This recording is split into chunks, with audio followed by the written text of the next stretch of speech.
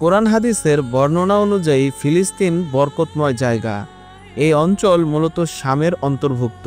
তৎকালীন শাম দেশ বলতে বোঝায় বর্তমান সময়ে যা সিরিয়া, জর্ডান, লেবানন ও ঐতিহাসিক ফিলিস্তিন ভূমিখণ্ড। কোরআনে এই অঞ্চলকে পবিত্র ভূমি বলা হয়েছে। আল্লাহ তাআলা নবী রাসূল পাঠানোর জন্য এই ভূমিকে বেছে নিয়েছিলেন, তাই একে বলা হয় পবিত্র ভূমি। নবীজি সাল্লাল্লাহু আলাইহি সাল্লাম ভবিষ্যৎবাণী অনুযায়ী ভবিষ্যতে এই অঞ্চল হবে মুসলমানদের সেনা ছাউনি। অতীতে এটি ছিল নবী রাসূলদের পুণ্যভূমি। এখানেই কিয়ামতের আগে ঈসা আলাইহিস সালাম আসমান থেকে অবতরণ করবেন। এই অঞ্চলে দাজ্জালকে হত্যা করা হবে এবং এখানেই হবে কিয়ামতের ময়দান।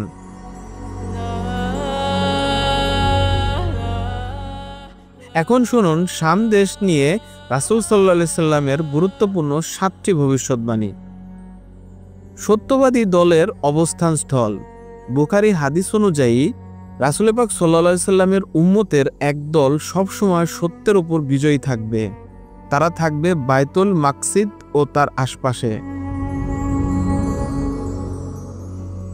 মুসলিমদের দ্বিতীয় হিজরত ভূমি। হিজরতের পর আরেকটি হিজরত হবে শাম দেশ, যেখানে অবস্থানকারীরা হবে পৃথিবীর শ্রেষ্ঠ মানুষ। মুসলমানদের সেনা ছাউনি।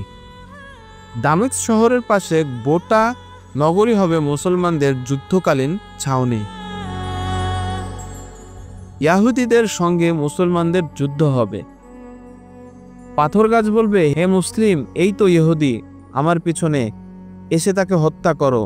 তবে গারকত গাছ ব্যতিক্রম। সত্যের পক্ষে বিজয়ীদের ভূমি হবে ফিলিস্তিন। এই ভূমিতে ইহুদিদের নির্যাতনের অবসান হবে।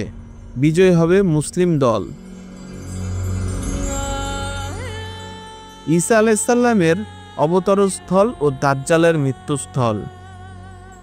দামেস্কের পূর্ব দিকের উজ্জ্বল মিনারে অবতরণ করবে ঈসা আলাইহিস সালাম, আর সিরিয়ার বাবে লুত নামক স্থানে দাজ্জালকে হত্যা করবেন।